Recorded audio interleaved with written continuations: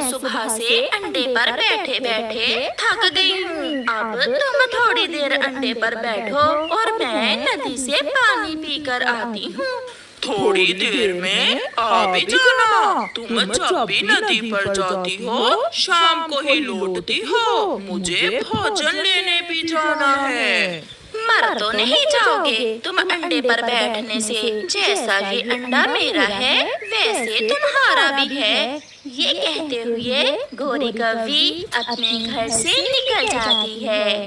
गोरी कौवी नदी पर जाती है। वहाँ चिड़िया, कबूतर और मिट्ठू बैठे हुए थे। गोरी कौवी चिड़िया से पूछती है, चिड़िया आप सब कहाँ जा रहे हैं? गोरी, हम सब दोस्त आज झरने की सैर करने जा रहे हैं। हम वहाँ जाकर पार्टी करेंगे और झरने के ठंडे ठंडे पानी में नहाएंगे। झरने पर मैं भी जाऊंगी आपके साथ। मगर गोरी बहन, आपने तो अंडा दिया हुआ है, अंडे पर कौन बैठेगा? अंडे पर मेरा पति बैठ जाएगा। ये सुनकर कबूतर हंसने लग जाता है। अंडे का पिता? पहली बार सुना है कि अंडे पर अंडे का पिता बैठेगा। आप जाएं, मैं भी आपके पीछे ही आती हूँ। मैं अभी कालू जी को बता कर आती हूँ। फिर गोरी कौवी पानी पिए बिना ही वहाँ से घर वापस भागती है। नहीं, तुम झरने पर नहीं जाओगी। मुझे भोजन लेने जाना है और तुम अंडे पर बैठोगी। क्या मुसीबत है, मैं तो कहीं आ जा भी नहीं सकती। सब घूम फिर रहे हैं और मैं तो अंडे की ही होकर रह गई हूँ। मगर कालू कौवा कोई बात सुने बिना ही वहाँ से चला जाता है। मुझे कुछ करना होगा, वरना जब तक अंडे से बच्चा बाहर नहीं आ जाता मैं तो कहीं भी जा नहीं सकूंगी। गोरी कुछ सोचकर अपने घर से निकलती है। वो ये भी नहीं सोचती कि उसका अंडा अकेला है। गोरी कौवी अपनी जाति की एक दूसरी कौवी के पास जाती है। मैं तुम्हें 100 रुपए दूंगी और दाना फ्री में। मगर मुझे करना क्या होगा?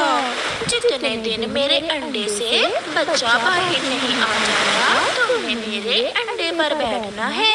उस कौवी को ये काम बहुत आसान लगता है और वो मान जाती है। गोरी कौवी अपने अंडे के लिए किराए की माँ लेकर घर वापस जाती है। घर जाकर गोरी उस कौवी को अंडे पर बिठा देती है। अब मेरा काम आसान हुआ। अब मैं बाहर भी जा सकूंगी और घूम फिर भी सकूंगी। मालकिन, मेरे लिए दाना ले आना। बाकी की आप चिंता ना करें। मैं आपके अंडे की अच्छे से रक्षा करूंगी। गोरी घर से निकलती है। वो सीधी चिड़िया के पीछे झरने पर चली जाती है। मैं आ गई। गोरी, तुम अपने अंडे को अकेला ही छोड़कर आ गई हो क्या?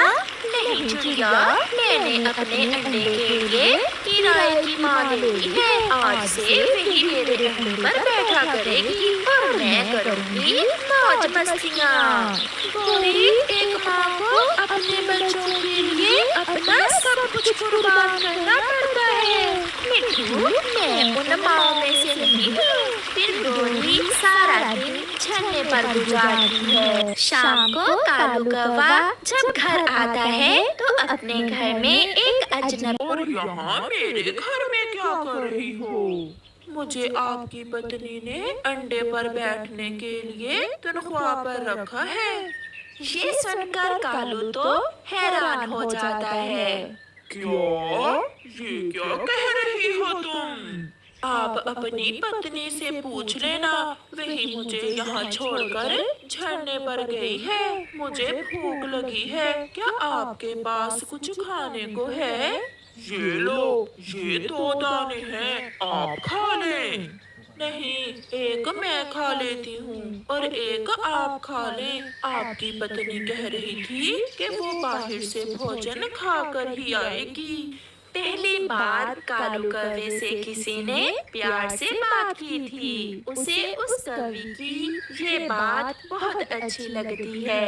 फिर कालू कौवा एक दाना खुद खा लेता है और एक उस कवि को दे देता। होते ही गोरी भी घर पहुंच जाती है। अब तुम जाओ कवि और कल मुंह अंधेरे ही काम पर आ जाना। मैं आ जाऊंगी। वो कवि वहाँ से चली जाती है।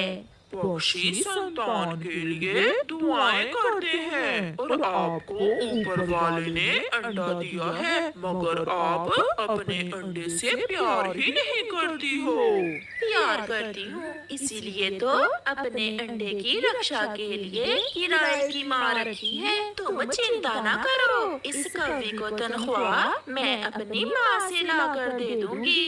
गोरी कवि थकी हुई थी, इसलिए वो सो जाती है। दूसरे दिन मुंह अंधेरे ही गोरी कवि के घर लूसी कबूतरी आ जाती है।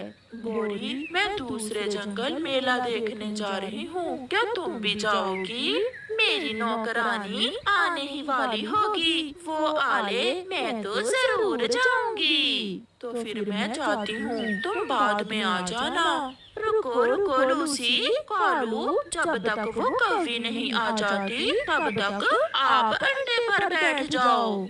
गुजरा समय हाथ नहीं आता, मेरी ये बात याद रखना। मगर गोरी कुछ बोले बिना लूसी के साथ मेला देखने चली जाती है। गोरी की नौकरानी भी आ जाती है। अरे अरे, ये क्या, आप अंडे पर बैठे हुए हैं? उठे आप, मैं आ गई हूँ, मैं बैठ जाती हूँ। फिर वो मैं अनाथ हूँ, मैं काम की खोज में घर से निकली थी कि आपकी पत्नी मिल गई, मगर ऐसा काम पहली बार मिला है मुझे। ये बहुत आसान है मेरे लिए। आप बैठे, मैं आपके लिए भोजन लेकर आता हूँ। नहीं, मैंने अभी अभी दाना खाया है। फिर गुलाबो और कालू कौवा बातें करने लग जाते हैं। ऐसे ही दिन और रात गुजरते गए। गोरी सारा सारा दिन घर से बाहर रहती, वो सैर सपाटे करती। गुलाबो कवि गोरी के अंडे पर बैठी रहती। आहिस्ता आहिस्ता कालू कौवे को गुलाबो से प्यार हो जाता है। एक दिन कालू कौवा गुलाबो से कहता है, गुलाबो, क्या तुम मुझसे शादी करोगी? मैं आपको बहुत खुश रखूंगा। क्या, ये क्या कह रहे हैं आप? आपकी पत्नी तो गोरी कवि है। मैंने शादी जिंदगी गुजारने के लिए की थी, मगर जब से गोरी से मेरी शादी हुई है, उसने मेरी जिंदगी तबाह कर दी है। उसके करतूत तुम्हारे सामने ही तो हैं। वो कवि मान जाती है। कालू और गुलाबो शादी कर लेते हैं। शाम को जब गोरी एक फंक्शन से घर वापस आती है तो दरवाजा अंदर से बंद था। दरवाजा क्यों बंद है? कालू, दरवाजा खोलो। ये दरवाजा तुम्हारे लिए हमेशा हमेशा के लिए ही बंद है, तुम यहाँ से जा सकती हो। मैंने गुलाबों से शादी कर ली है। ये सुनकर गोरी रोने लग जाती है। कालू, ऐसे ना कहो। कालू, जो भी हुआ मुझे माफ कर दो। गोरी, मैं बहुत खुश हूँ जब मुझे इतना प्यार करने वाला पति मिल गया, और तुम बहुत बुरी हो जिसने खुशियाँ अपने हाथों से गंवा दी। फिर गोरी कवि रोती हुई वहाँ से चली जाती है। कौवे ने गुलाबों से दूसरी शादी की। इसमें दोष कालू कौवे का है या फिर उसकी पत्नी गोरी कवि का? ये आप कमेंट करके बताएं, हमें इंतजार रहेगा।